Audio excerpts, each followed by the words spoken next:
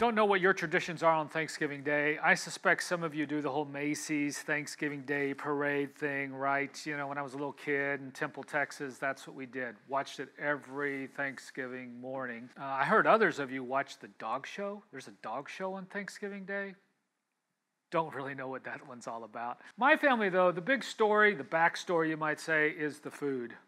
But it all depends upon whose house you're going to be at. Every other year, we flip between my mom or my in-laws. If you've ever met my mom, she's this artist, flamboyant kind of woman. That trickles over into how she cooks. She loves creativity, which means that even your typical Thanksgiving traditions, they're not protected. So you can go to her house, and we might have like stuffing with raisins and bits of carrots and, Mom, what's this little brown stuff? Oh, I tried dates this year. You never really know what you're going to get with Mom's Thanksgiving meal. My in-laws, on the other hand, very prim, proper. One year I tried to introduce a different kind of stuffing.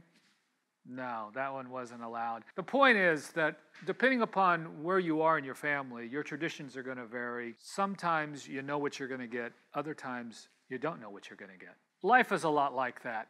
You never really know what you're going to get. And yet, as followers of Jesus, as people who've been redeemed by baptism through the blood of Jesus, the cross of Jesus, we're called to receive everything in a spirit of thankfulness, because ultimately we know that whatever comes our way, God's sovereignty is allowing or disallowing that. A hard word, for sure.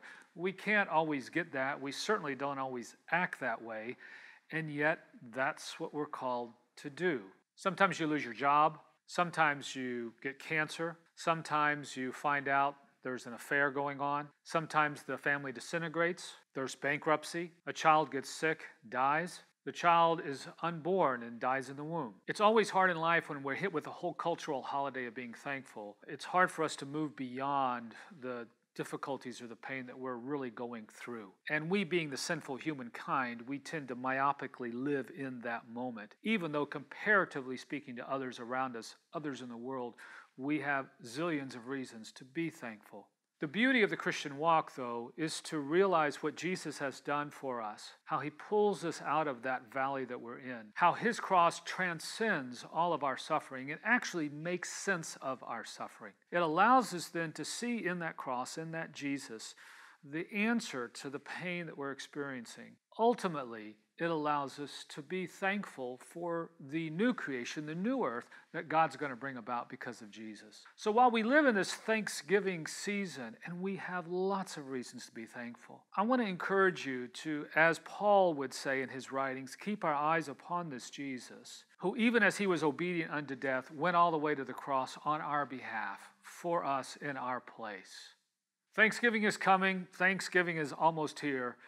My hope for you is that you're able to spend it in a spirit of thankfulness, that God would remind you, even in your struggles, of the beautiful gift of Jesus and how all that he did especially for you.